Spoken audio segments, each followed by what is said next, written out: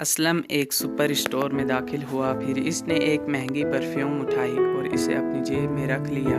پھر اس نے ایک بہت ہی عمدہ گھڑی اٹھائی۔ اسی طرح کئی مہنگی چیزیں اپنی جیب میں رکھیں اور سپر اسٹور سے باہر آ گیا۔ اس نے بہانہ بتاتے ہوئے قریب ہی ایک دکان پر وہ چیزیں سستی داموں میں بیچ دیں۔ موٹر سائیکل بھی چوری کی تھی جسے وہ بے دردی سے چلا رہا تھا۔ راستے میں ایک برقع پوش خاتون اپنا پرس کندھے پر لٹکائے جا رہی تھی۔ وہ تیزی سے موٹر سائیکل چلاتا ہوا قریب سے گزرا اور خاتون کا پرس چھین کر تیزی سے ایک بگلی سڑک پر مڑ گیا۔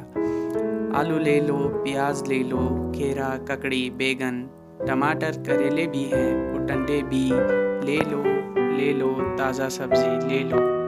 کرمو روزانہ کی طرح آج بھی آوازیں لگاتا ہوا اس گلی سے گزر رہا تھا کہ اچانک ہیلمٹ پہنا ہوا ایک آدمی تیزی سے موٹر سائیکل بھگاتا ہوا اس گلی میں داخل ہوا اور دیکھتے ہی دیکھتے کرمو کے تھیلے سے بری طرح ٹکرا گیا۔ آدمی موٹر سائیکل سے گر گیا، موٹر سائیکل بھی زمین پر پھسل گئی، کرمو کی ساری سبزیاں بھی بکھر گئی۔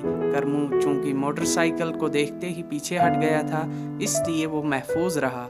وہ اسلم تھا جو درد سے کرا رہا تھا، اس کی بائیں ٹانگ سے خون بہہ رہا تھا۔ دایاں بازو بھی بری طرح چٹک گیا تھا۔ موٹر سائیکل کے ٹائر ابھی تک گھوم رہے تھے کیونکہ انجن بند نہیں ہوا تھا۔ کرمو اس آدمی کی حالت دیکھ نہیں پا رہا تھا۔ وہ جلدی سے لوگوں کو مدد کے لیے پکارنے لگا۔ اس نے موٹر سائیکل کا انجن بھی بند کر دیا تاکہ اس کی آواز واضح ہو جائے۔ جلد ہی لوگ اس کے ارد گرد جمع ہو گئے۔ پھر سب نے اپنی مدد آپ کے تحت اس آدمی کو اٹھا کر ایمبولینس میں سوار کیا اور اسے لے کر ہسپتال پہنچے۔ ڈاکٹروں نے علاج شروع کر دیا۔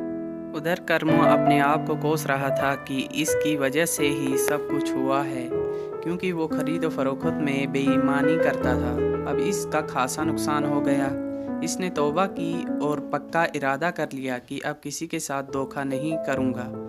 اسلم کی حالت بہت خراب تھی، اسے ایمرجنسی وارڈ میں لے جایا گیا۔ اس کی بائیں ٹانگ پر بہت گہری چوٹ لگی تھی، دائیں ہاتھ کی ہڈی ٹوٹ گئی تھی جس کی وجہ سے اس کا پورا ہاتھ ناکارہ ہو گیا تھا۔ جیب میں کئی ہزار روپے تھے، اسے ہسپتال پہنچانے سے پہلے ہی کسی نے روپے نکال لیے تھے۔ موبائل بھی جیب میں نہیں تھا۔ تھوڑی دیر بعد اسلم ہوش میں آ گیا۔ اس کا دایاں ہاتھ بھی کسی کام کا نہیں رہا۔ اب وہ اپنے آپ کو ملامت کر رہا تھا۔ اس نے چوری کر کے جتنی بھی دولت جمع کی تھی سب ختم ہو گئی تھی۔ اس نے اپنا ہاتھ بھی گنوا دیا تھا۔ چوری کی سزا بھی تو یہی ہوتی ہے کہ چور کا ہاتھ کاٹ دیا جائے۔